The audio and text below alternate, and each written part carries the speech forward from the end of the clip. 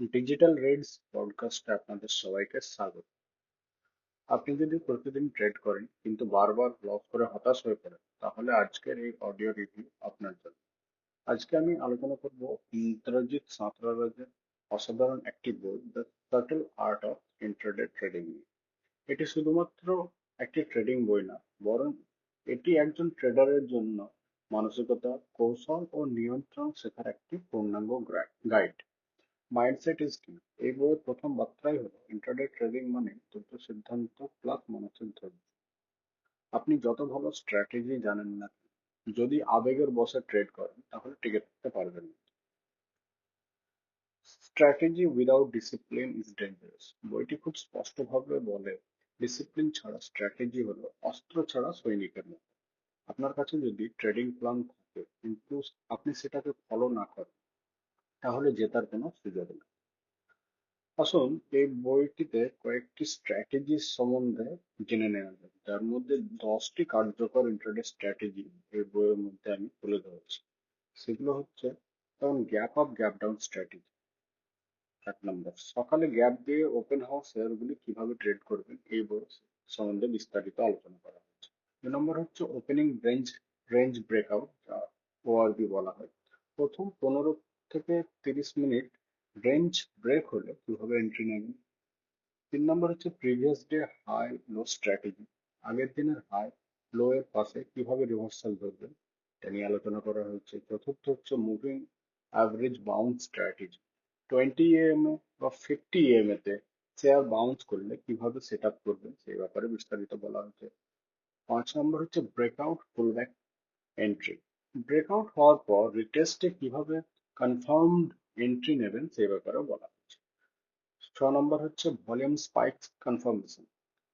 কোনো শেয়ারে হঠাৎ ভলিউম বাড়লে সেটা কিভাবে ইন্ট্রাডেতে কাজে লাগাবেন সেই ব্যাপারেও বলা হচ্ছে। ভিউ স্ট্র্যাটেজি, 7 নম্বর স্ট্র্যাটেজি। ভিউ মানে হচ্ছে ভলিউম ওয়েটেড অ্যাভারেজ প্রাইস। এই ভলিউম ওয়েটেড অ্যাভারেজ প্রাইস বা ভিউ ধরে কিভাবে বাই সেল ডিসিশন নেবেন সেই ব্যাপারে বলা হচ্ছে। 8 নম্বর হচ্ছে trend continuation in 5 minutes chart. তো ছোট টাইম ফ্রেমে কিভাবে ট্রেড ট্রেন্ড ফলো করে প্রফিট নেবেন সেই ব্যাপারেও খুব বিস্তারিতভাবে বলা হয়েছে এই বইটিতে। 9 নম্বর হচ্ছে ইনসাইড ক্যান্ডেল ব্রেকআউট।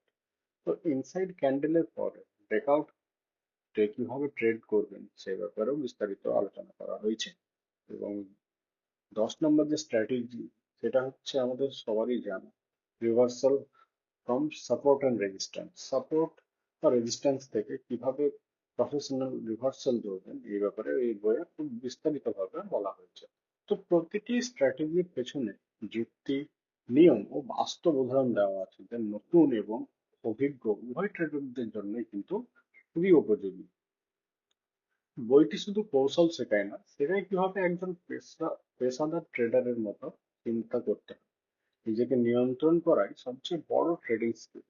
লেখক আমাদের মনে করিয়ে দেন, আপনার লক্ষ্য হোক লস এড়ানো নয়, বরং রিস্ক কন্ট্রোল ও কনসিস্টেন্ট ডিসিশন।